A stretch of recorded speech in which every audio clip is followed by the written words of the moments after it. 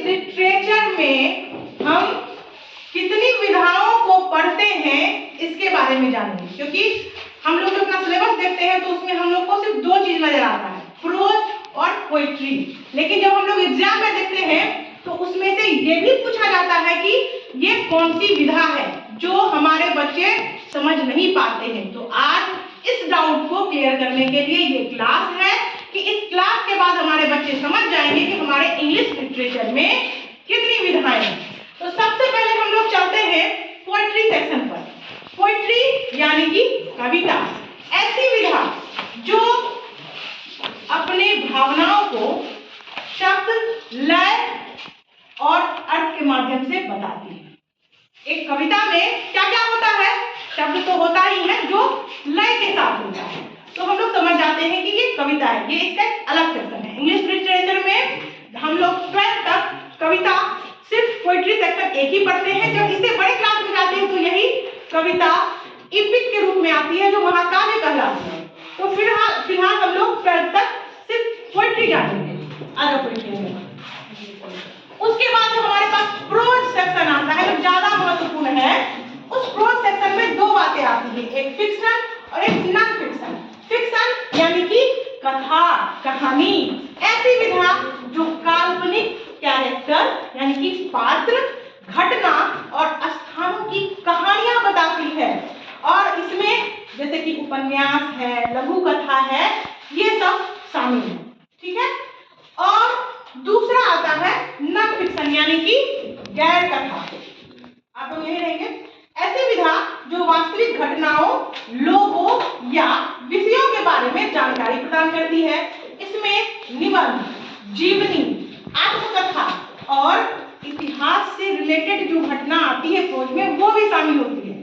तो फिक्शन में हम लोग सिर्फ दो चीज जानते हैं, उपन्यास और लघु कथा। शॉर्ट स्टोरी आ जाइए और नॉवेल आ जाइए। सबसे पहले हम फिक्शन में जानते हैं कि इसमें से शॉर्ट स्टोरी नहीं, निबंध नहीं, शॉर्ट स्टोरी, हाँ ये शॉर्ट स्टोरी है। शॉर्ट स्टोरी फिक्शन के भाग में से ही आता है और इसमें एक छोटी संक्षिप्त कहानी के बारे में जानते हैं जो उपन्यास की तुलना में थोड़ा कम जटिल होता है। फिक्शन का भाग क्या है? Short story. ठीक है, बैठ जाइए शॉर्ट स्टोरी। अब हम फिक्शन में जानते हैं नॉवेल को। नॉवेल कौन से है? आ जाइए हमारे पास नॉवेल, आइए। नॉवेल, ये नॉवेल है और ये भी हमारे फिक्शन के भाग में ही आता है। नॉवेल यानी कि उपन्यास, एक लंबी जटिल कहानी जो कई पात्रों में बटी हुई होती है और घटनाओं के साथ होती है। इसको भी हम लोग फिक्शन में जानते हैं। ठीक है, तो फिक्शन में क्या क्या हम लोगों ने जाना? शॉर्ट स्टोरी और नॉवेल। जाइए अब फिक्शन, आप भी चले जाइए, आवाज नहीं होनी चाहिए। अब हम जानेंगे नॉन फिक्शन। इसके अंतर्गत बहुत सारी बातें आती हैं। आ जाते हैं हम लोग, देखते हैं कि हमारे नॉन फिक्शन में क्या सब आता है। फर्स्ट सबसे पहले हम लोग देखते हैं ऐसे। हमारे बुक में ऐसे होता ही है। यह एक ऐसी विधा है जो किसी विशेष विषय पर लेखक के द्वारा उनके विचार को व्यक्त करती है। ठीक है, ये किसमें आएगा? नॉन फिक्शन में आएगा। उसके बाद नॉन फिक्शन के ही दूसरे भाग को देखते हैं। कौन है? आ जाइए। नॉन फिक्शन का दूसरा भाग जल्दी जल्दी आ जाइए। यहाँ तक कॉमेडी, नॉन फिक्शन का एक भाग ये भी है कॉमेडी, जिसको हम लोग हिंदी में प्रहसन कहते हैं। एक नाटक या फिल्म या कोई ऐसी बात जो हास्य से भरी हो, ये किसमें आएगा? नॉन फिक्शन में। फिर देखते हैं नॉन फिक्शन का अदर पार्ट। आइए जल्दी से नॉन फिक्शन के अदर पार्ट के बारे में जानते हैं हम लोग। उसके बाद नेक्स्ट नॉन फिक्शन तैयार नहीं आने के लिए नॉन फिक्शन में हम एक बहुत ही महत्वपूर्ण चीज देखते हैं, ऑटोबायोग्राफी। ऑटोबायोग्राफी यानी कि आत्मकथा, ऐसी विधा जो व्यक्ति के जीवन के बारे में स्वयं उसी के द्वारा लिखी जाती है, इसे हम कहते हैं ऑटोबायोग्राफी। और देखते हैं, अब जाइए नॉन फिक्शन दूसरा को आइए। अब इसी नॉन फिक्शन का और क्या पार्ट है, तो वन एक्ट प्ले यानी कि एकांकी, एक छोटा नाटक जो बस एक ही दृश्य में सिमट जाता है। ठीक, इसको हम लोग क्या करते हैं, नॉन फिक्शन में इसको इस सोच को लेते हैं। नेक्स्ट, इसके बाद हम लोग नॉन फिक्शन के ही दूसरे पार्ट को देखते हैं। जल्दी जल्दी हमारे लाइन पे लगे रहिए। हाँ, सबसे पहले हम लोग देखते हैं बायोग्राफी। एक हमने देखा ऑटोबायोग्राफी, अब हम देखते हैं बायोग्राफी यानी कि जीवनी। एक ऐसी विधा जो किसी व्यक्ति के जीवन के बारे में लिखती है, हम बायोग्राफी करते हैं। यानी कि अगर कोई मेरे बारे में लिखा, मेरी जीवनी के बारे में लिखा, तो वो उसके द्वारा लिखी हुई बायोग्राफी है। लेकिन अगर मैं अपने बारे में कुछ लिखूं तो वो ऑटोबायोग्राफी है। ये किसमें आएगा, नॉन फिक्शन में।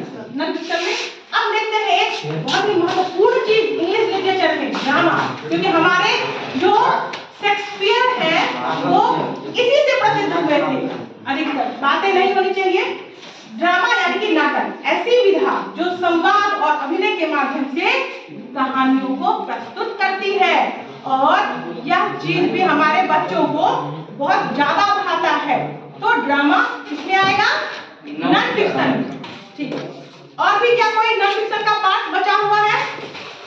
हाँ, एक और पार्ट है हमारा, देखते हैं नॉन फिक्शन का एक पार्ट हमारा बहुत ही महत्वपूर्ण ये पार्ट है जो बच्चों को तो पसंद नहीं आता है, क्योंकि ये फिलहाल उनके समझ में नहीं आता है। ये क्रिटिसिज्म यानी कि आलोचना। ये क्या होता है, आलोचना।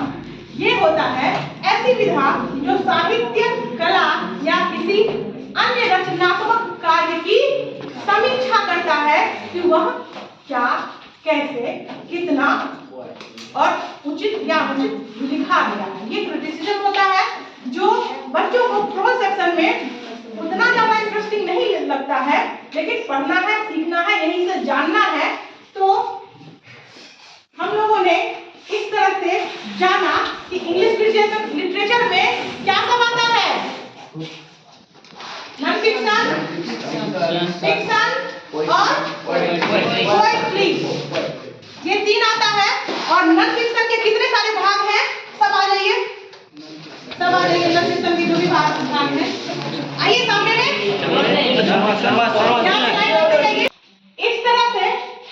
इस तरह से हम देखते हैं कि हमारे इंग्लिश लिटरेचर का जो पार्ट है, पोएट्री, फिक्शन और नॉन फिक्शन, इसमें से फिक्शन का पार्ट आता है शॉर्ट स्टोरी जिनके पास है, और नॉवेल। आप उठाइए, शॉर्ट स्टोरी और नॉवेल, ये दोनों हमारा क्या आता है, फिक्शन का पार्ट।